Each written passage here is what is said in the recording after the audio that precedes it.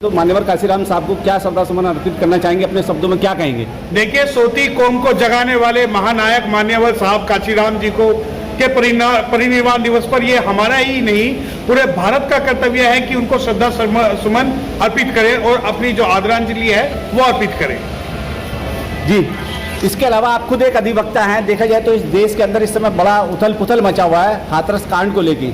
जी, जैसे कि सुनने में आ रहा है, सूत्रों से भी पता लग रही है, कहीं ना कहीं उस परिवार के युवा लड़के को यानी कि उसके भाई को फंसाने का काम किया जा रहा है। आप खुद एक अधिवक्ता है, क्या कहना चाहेंगे? देखिए, मैं अपने एक्सपीरियंस से आपको एक बात बताना चाहता हूं कि भारत में दो प्रकार की विचारधारा है, एक अग्रणी विचारधारा, एक पिछड़ी विचारधारा। एक अग्रणी लोगों के न्यूज चैनल है, एक पिछड़े लोगों के न्यूज चैनल है, एक जिसको मेन स्ट्रीम मीडिया कहा जाता है और एक जिसको रियल स्ट्रीम मीडिया कहा जाता है। एक वो जो बहुजन मीडिया की बात करती है और एक वो जो बिकाऊ मीडिया की बात करती है। तो ये जो बिकाऊ मीडिया जब आपके मुद्दे उठाने लग जाए तो सोच लीजिएगा दाल में कुछ काला है। जिस प्रकार हाथरस मुद्दे में इन लोगों ने लेट के हमारे समाज को इकट्ठा करने का काम किया, एक ओपिनियन मेकिंग का काम किया, उसी वक्त हमें ये संदेह हो जाना चाहिए था कि हमारी लड़ाई जो है सीधी नहीं बल्कि ये डाइवर्ट करने के लिए इनका सारा प्रपंच है। और ये मेन स्ट्रीम मीडिया आज जिस प्रकार अपनी भूमिका को जो आज मेन स्ट्रीम मीडिया ने प्रूव कर दिया है कि वो दलित विरोधी थी,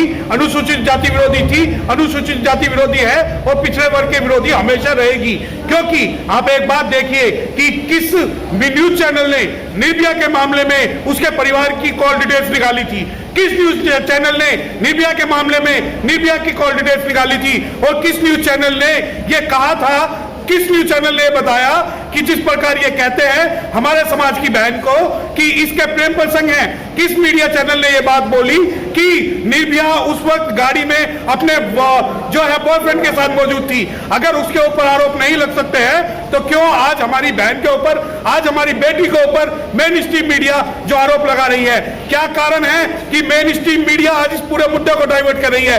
क्या बहुजन समाज की जो बेटी है, जो गुड़िया है, वो न्याय की हकदार नहीं है? एक तरफ एक लड़की का रेप होता है तो हर आदमी बिना उस पर क्वेश्चन उठाए रोड पे आ जाता है, वही बहुजन समाज की जब लड़की का रेप होता है तो उसकी कॉल डिटेल्स लीक की जाती है, उसके फोटोग्राफ्स को वायरल करने की कोशिश की जाती है। तो लेकिन क्या ये कॉल डिटेल्स निर्भया मामले में निकल कर आई? आज ये लोग जो है मेन स्ट्रीम मीडिया के माध्यम से ये अनुसूचित जाति जनजाति निवारण अधिनियम को खत्म करना चाहते हैं और ये लोग चाहते हैं कि किस प्रकार अनुसूचित जाति की महिलाओं को बदनाम किया जाए। जब हमारी जो आइडियल है फूलन देवी, जब वो फूलन देवी को की हत्या कर दी जाती है जातिवादी गुंडों के द्वारा तो उस गुंडे को ये हीरो बना देते हैं। तो ये जो बात है कि मेन स्ट्रीम मीडिया में कहां तक विश्वास किया जाए, जो हमारा व्यक्ति आज मेन स्ट्रीम मीडिया की बात करता है या उसे देखता है वो कहीं ना कहीं अपने समाज के साथ गद्दारी करने का काम कर रहा है। सत्य प्रकाश जी, अभी तक निर्भया का जो असली नाम नहीं पहचान पाए लोग, लेकिन मनीषा का शुरू से ही पहले से ही जो मेन स्ट्रीम मीडिया है और जो वहाँ के जो लोग हैं नाम को उछाले जा रहे हैं। देखिए, दो चीजें हैं इसमें, एक सबसे बड़ा षड्यंत्र यह है कि नाम मनीषा का नहीं उछाला जा रहा, नाम उछाला जा रहा है मनीषा वाल्मीकि का, ताकि कि पहले तो जिससे जो लोग हैं इस मामले को अनुसूचित जाति का मामला बता दें, उस अनुसूचित जाति के बाद में भी उपजाति का मामला बता दें। इन लोगों की मोडस ऑपरेंडी एक थी, इन लोगों को पता था कि किस प्रकार से शेड्यूल्ड कास्ट के मुद्दे को डाइवर्ट करके शेड्यूल्ड कास्ट की महिलाओं को बदनाम करके ये दिखाना चाहते हैं कि भारत के अंदर रेप होते नहीं है, किए नहीं जाते, बल्कि उन रेप को करने के लिए फॉरेन फंडिंग होती है। जो ये उत्तर प्रदेश के जो एक गैंगवार जो लीडर थे जो ये कह रहे हैं कि रेप के अंदर फॉरेन फंडिंग हुई है, तो क्या निर्भया के अंदर इन्होंने ये कोई एंगल ढूंढने की कोशिश की? क्या कारण था कि निर्भया को दिल्ली से सिंगापुर ले जाया गया? क्या ये फॉरेन रिलेशनशिप नहीं था? लेकिन यही बात अगर बहुजन समाज की गुड़िया के रूप में होगा तो ये लोग उसको डाइवर्ट करेंगे। लेकिन सर, सबसे बड़ा सवाल तो ये खड़ा हो रहा है कि जो पीड़िता है उसके भाई के भी संपर्क रहे हैं जो आरोपी हैं। सर देखिए, आरोपी संपर्क रहे हैं, मैंने ये बात कही, क्यों निर्भया की कॉल डिटेल नहीं लीक हुई? क्यों, क्या कारण था कि निर्भया की उसके बॉयफ्रेंड के साथ कॉल डिटेल्स लीक नहीं हुई? क्या कारण था कि निर्भया के परिवार वालों की और संघ की कॉल डिटेल लीक नहीं हुई? क्या कारण था कि भारत सरकार के उन अधिकारियों की और सिंगापुर के अधिकारियों की कॉल डिटेल्स लीक नहीं हुई? लेकिन एक बात, मैं लॉ की एक बात बताना चाहता हूं कि लॉ में रेप एक वर्ड है, पैसिव सबमिशन। अगर कोई महिला जो है वो अपनी मर्जी से किसी के साथ भी रिलेशनशिप बनाती है, तो इसका मतलब ये नहीं कि जो पुरुष है वो हमेशा हकदार हो जाए और वो पुरुष इस जातिवादी मानसिकता से उस लड़की का रेप करे। जब एडीजे वहां के इस बात को कहता है रेप नहीं हुआ, वो रेप हुआ है क्योंकि एडीजे को शायद कानून की भाषा नहीं पता, because recent amendment whatever which have done in this 2018 says that any object, any part of body if has been inserted into the vagina that would amount to rape। और जब एडीजी इस बात को कहते हैं तो उनके खिलाफ 166A का सेक्शन 4 SC/ST एक्ट का मुकदमा दर्ज होना चाहिए। बाकी सब देखा गया है कि अभी भी जो लोग हैं वहाँ के दबंग लोग उन्हें धमकाने की बात कर रहे हैं और पुलिस प्रशासन के होते हुए और जो लोग विक्टिम से मिलने जा रहे हैं, पिता के परिवार से मिलने जा रहे हैं, उन पे FIR हो रही है। देखिए ये जो स्टेट स्पॉन्सर टेररिज्म है, आप ये देखिए कि बहुजन समाज का या उसको समर्थन करने वाला कोई भी अगर लोग जाएंगे तो उनके खिलाफ 144 धारा के उल्लंघन का FIR दर्ज होगी। वही स्टेट स्पॉन्सर वहां पर कुछ मीटिंग्स होती हैं, उस मीटिंग्स के अंदर ये होता है कि कुछ जातिवादी लोग वहां पर पंचायत करते हैं और उस पंचायत को करने के बाद पीड़िता पर और पीड़ित परिवार पर दबाव बनाते हैं, जिसके कारण उस पूरा का पूरा जो परिवार है आज वो भय के अंदर रह रहा है। लेकिन सीएम योगी कह रहे हैं कि यहाँ पर जातीय हिंसा करवाना चाहते लोग, जातिगत दंगे करवाना। देखिए सीएम जो योगी हैं वो एक चंदा चोर को हीरो बनाना चाहते हैं, उसे प्रमोट करके दिखाना चाहते हैं कि यह जातीय दंगे हो सकते हैं। ये जो चोर हैं, जो ये बैठे हुए ढोंगी बाबा हैं, जो ये मठ वाले लोग हैं, ये जो कह रहे हैं जातिवादी दंगे कराना चाहते हैं, मैं आपको बताना चाहता हूं कि हमारे समाज के ऊपर अगर आप उठा के देखोगे तो दंगे होंगे और जातिवादी दंगे नहीं होंगे, क्योंकि अगर हम भारत को मानते हैं और भारत के संविधान को मानते हैं तो इसका मतलब ये नहीं हम कायर हैं। हमारी बहन को, हमारी महिलाओं को, हमारी समाज को अगर आप देखोगे तो समाज अगर लड़ाई लड़ने के लिए ना उठे तो धिक्कार है हमें हमारे समाज पर।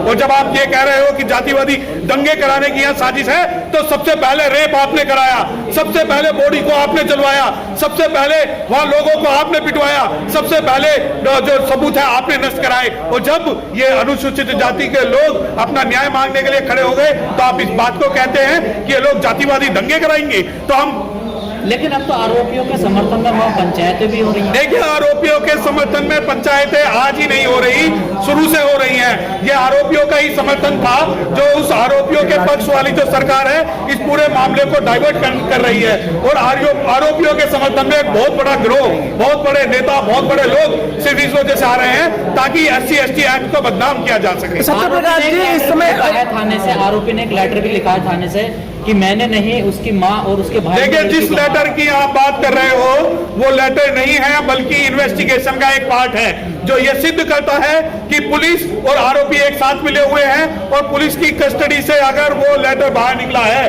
तो कहीं ना कहीं यह बात इंगित करती है कि पुलिस ने जानबूझ के उस महिला को बदनाम करने के लिए, उस परिवार को बदनाम करने के लिए उस लेटर की लीकेज की है।